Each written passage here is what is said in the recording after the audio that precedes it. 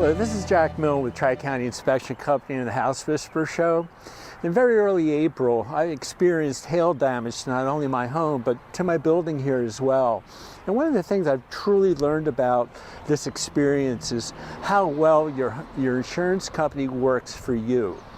I've had neighbors that are now replacing the roofing, my siding. I just got done my building literally 3 days ago. And the cooperation is imperative between you and your insurance company. So you should really look at your policy, take the time, see what your deductibles are.